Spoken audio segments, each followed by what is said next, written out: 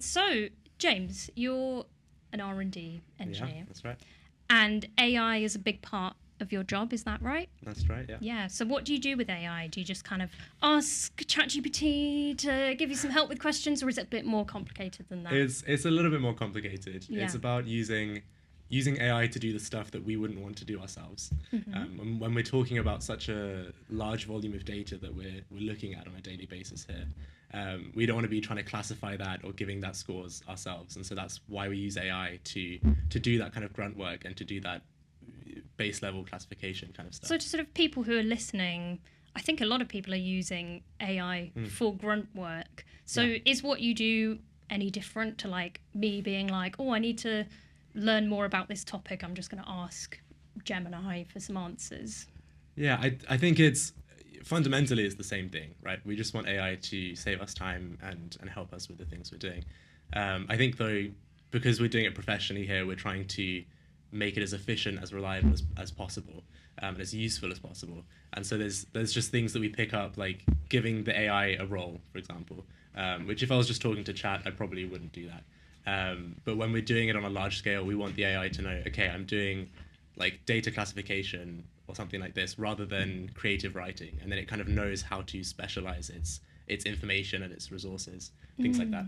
I'm really interested in this whole thing of giving chatbots a role, because ChatGPT 5.1 has just come out or is coming out, and it seems there's now an option, because everyone was saying that ChatGPT 5 was so much less human and so much less kind of affirming, you know, being like, this is the best paragraph I've ever seen written, this is incredible work.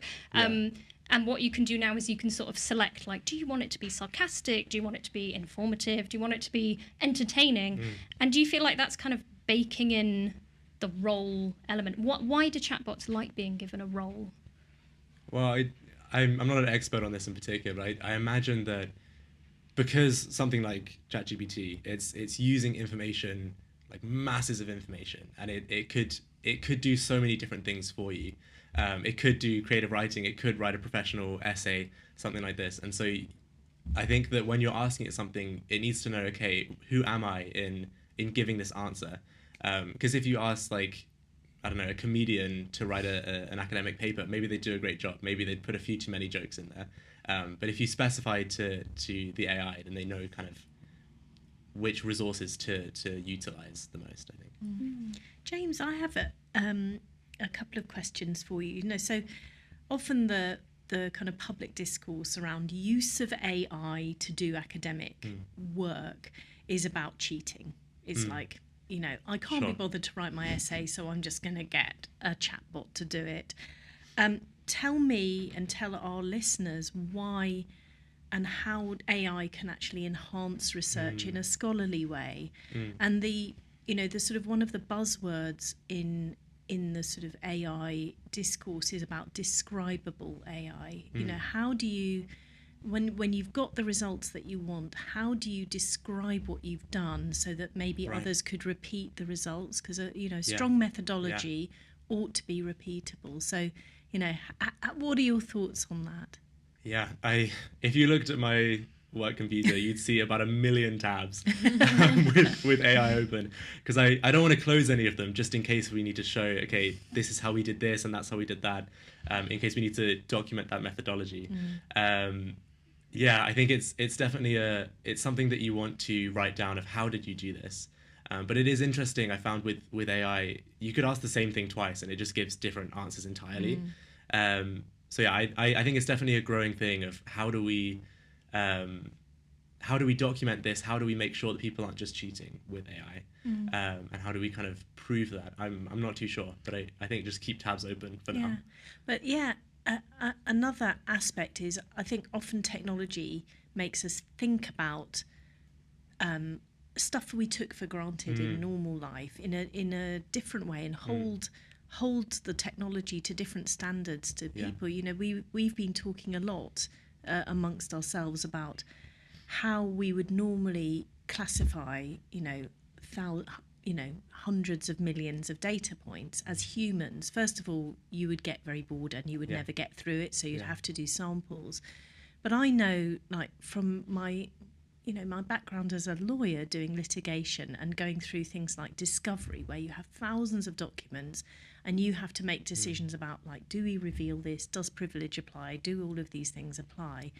Is that your own answers to those questions as a person will vary according to whether you're tired, whether you're bored, whether you're feeling really officious, whether you're feeling kind of relaxed.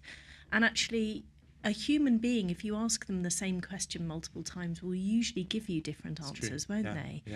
So how do we adjust for this? And also, I'm always interested in using tools that do a better job than people. Technology, you should be using it when it does a better job. Can you talk about AI and classification and the sort of approach that we're taking there? Yeah, it is really interesting, the thing of it could give different answers based on the mood that if it was a human, it would give different answers based on the mood that it's in. I think there's a few things that you can do with AI, like giving it a role to kind of specify this is the lens that you're looking at this through. You're looking at this data as a semantic relevance expert, or whatever you call it. But there's a few other bits, like one of the things with different large language models is the temperature, where you can change the temperature of the AI. What does that mean? So temperature, I've been working with Gemini the most at the moment, and so it goes between 0 and 2, and you can have kind of a range between that. And the idea is that with a temperature of 0, it's always very deterministic. It always chooses the most likely next token. If you think of a large language model as just deciding which token, which word comes next, with a temperature of 0, it always chooses the most likely one. And so it's more deterministic, it's more kind of consistent. If you gave it the same prompt a billion times, I expect it would give the same answer a billion times, kind of thing.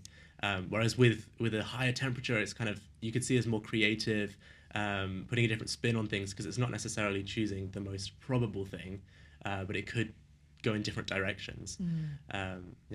I want to ask you a bit more about temperature and talk a bit more about uncertainty in AI.